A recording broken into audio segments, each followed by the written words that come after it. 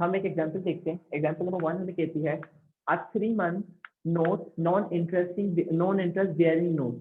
3 महीने के ऊपर आपने एक नॉन इंटरेस्ट बेयरिंग नोट बनाया डेटेड 1 मार्च 2019, जिस पे डेट थी जब वो क्रिएट हुआ 1 मार्च को। आपने 2019 को वो note non interesting bearing note जो था वो क्रिएट किया। Was discounted by Habib bank limited on 1 April. मार्च के बाद अप्रैल 1 महीने 1 मार्च को बिल बनाया था, 3 महीने के लिए बनाया था। मतलब बिल जब बना होगा तो इसका मतलब बिल की मेच्योरिटी डेट क्या होगी? मार्च, अप्रैल, मई। जब 31 में खत्म होगा, 3 महीने खत्म हो जाते हैं। 3 मंथ का नोट था तो 3 महीने बाद वो फ्यूचर में क्या हो जाता है? मेच्योर हो जाता है। लेकिन क्या हुआ, मार्च के बाद अप्रैल के अंदर ही 1 महीना गुजरने के बाद ही हबीब बैंक ने उस नोट को डिस्काउंट कर दिया फॉर ₹2960। हबीब बैंक ने जो बैंक की मेच्योरिटी वैल्यू, जो उसकी फ्यूचर वैल्यू थी, जो फेस वैल्यू थी उस नोट की, उसको डिस्काउंट कर दिया। उस सम को डिस्काउंट कर कर कितने पैसे दे दिए उस बंदे को? ₹2960 एट 8%। जो बैंक ने, हबीब बैंक ने जो डिस्काउंट रेट यूज किया वो 8% था। The face value of note is, वो हमसे पूछ रहा है आप बता दो उस वैल्यू, उस जो नोट था जिसको इन्होंने डिस्काउंट किया हबीब बैंक ने 1 महीने बाद, उसकी फेस वैल्यू क्या थी जिस पर उसने क्या किया होगा? 8% का डिस्काउंट लगाया होगा और ये फैक्टर बन गया होगा ₹2960। आपने कहा क्योंकि ये एक नॉन इंटरेस्ट बियरिंग नोट है तो इसका मतलब ये नोट अपनी जो फेस वैल्यू होगी उस पर ही क्या हुआ होगा? डिस्काउंट हुआ होगा। और क्वेश्चन हमसे फेस वैल्यू क्या करवाना चाह रहा है? पता करवाना चाह रहा है। आपने कहा पी को हम कहते हैं face value, P proceed value. Proceed value इसने डिस्काउंटेड वैल्यू हमें क्या की है? इसने निकाल कर दे दी है। ये कह रहा है कि भाई उस बंदे को मिले हैं पैसे ₹2960। प्रोसीड वैल्यू उसको पे कर दिए वक्त से पहले, 2 महीने पहले, ठीक है। टाइम पीरियड जो हमें ये दे रहा है यहाँ पर वो देखें। नोट 3 महीने के लिए बनाया था, 1 मार्च को क्रिएट हुआ था, पेमेंट हो रही है 1 अप्रैल को। मेच्योरिटी में कितने महीने बाकी है? मेच्योरिटी में 2 महीने बाकी है, तो इसका मतलब इस पर डिस्काउंट भी 2 महीने का लगा होगा। आपने का टाइम हमें मिल रहा है 2/12, 2 महीने का टाइम, 2 महीने पहले मेच्योर हो रहा है।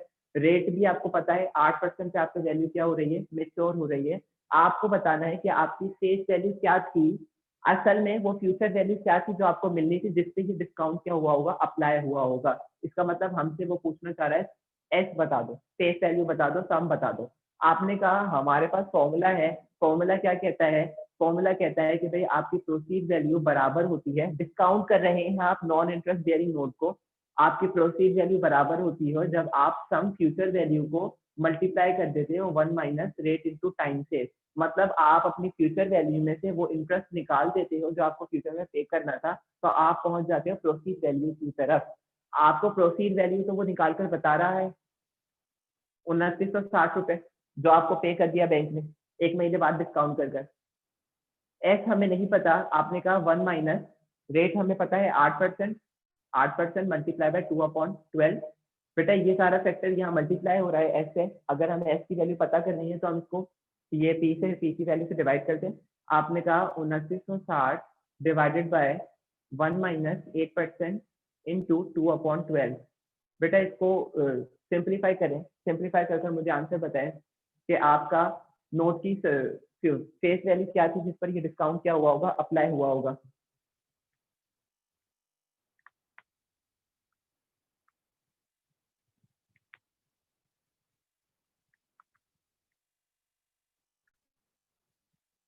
₹3000, ₹3000 वो फेस वैल्यू है जिस पर उसने 8% का डिस्काउंट लगाया होगा बैंक ने, हबीब बैंक ने।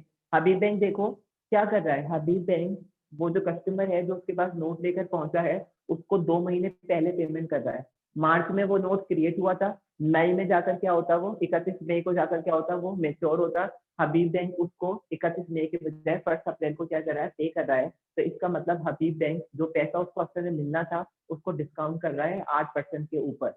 8% पे डिस्काउंट किया तो हमें वो पैसे, वो फ्यूचर फेस वैल्यू मिल गई जो हबीब बैंक ने जिस पर क्या किया होगा? इंटरेस्ट लगाया होगा। ये बेटा ये एक नॉन इंटरेस्ट बेयरिंग सिचुएशन थी।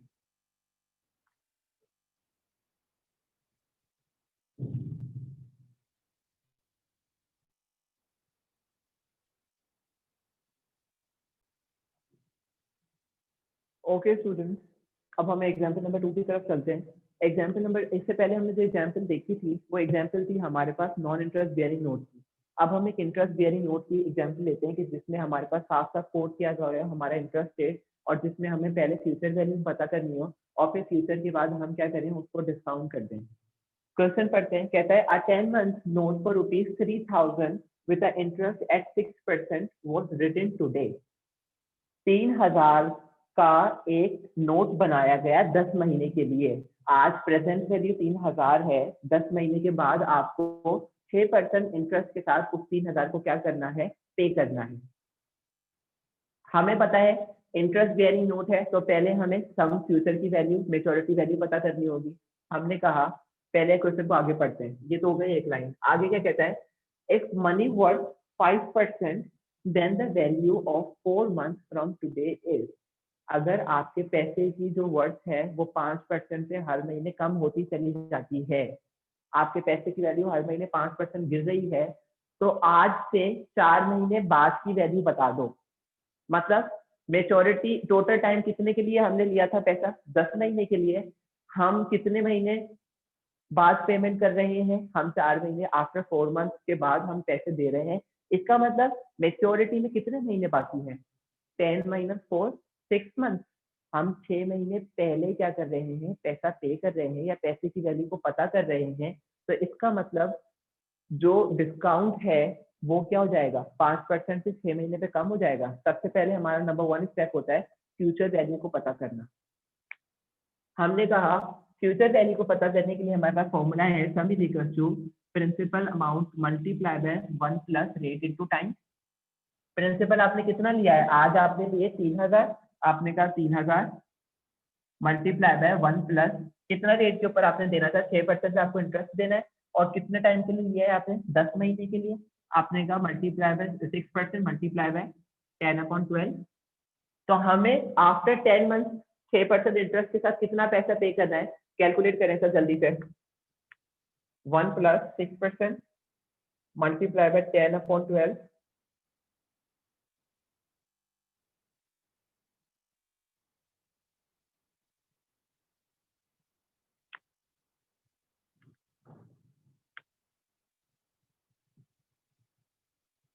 3150। जो 3000 आज है, अगर 6% उस पर इंटरेस्ट लगे 10 महीनों के हिसाब से, तो हमें 10 महीने के बाद जो सम रिसीव होना है या सम पे करना है वो उसकी वैल्यू होगी 3150। ठीक है, लेकिन हम 10 महीने का इंतजार नहीं कर रहे, 4 महीने पूरे हुए और 4 महीने के बाद ही जिसका नोट है वो पेमेंट रिसीव करने के लिए उसको डिस्काउंट करवाने के लिए आ गया। अब क्या होगा, अब आपको डिस्काउंट करना पड़ेगा। जिस रेट के ऊपर डिस्काउंट करेगा तो वो रेट आपको गिवन है, वो कह रहा है कि 5% आपके पैसे की वैल्यू हर महीने क्या हो जाती है, कम हो जाती है।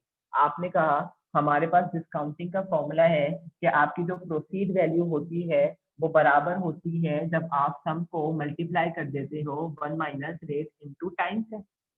ऐसे ही, ठीक है। 4 महीने बाद की वैल्यू हम पता कर रहे हैं, तो जो सम है जो 10 महीने के बाद पे 10 महीने के बाद वाली वैल्यू है, उसमें से हम 6 महीने का जो इंटरेस्ट है उसको माइनस कर दो, तो आपको 4 महीने वाली वैल्यू मिल जाएगी। सम आपके पास आया है 3150 रुपए। आपने कहा मल्टीप्लाई में 1 माइनस कितने परसेंट पर आप डिस्काउंट कर रहे हो, आपके पैसों की वैल्यू गिरती है 5% पे, तो इसका मतलब आपका डिस्काउंट रेट है 5%।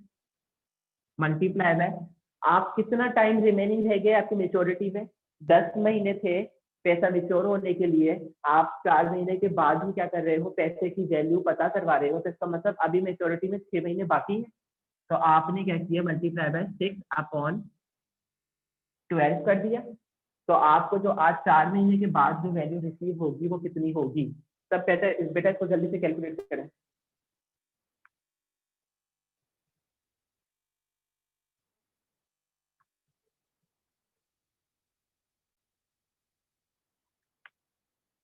आज 4 महीने के बाद जो पैसे की वैल्यू होगी वो 3071.25 रुपए होगी।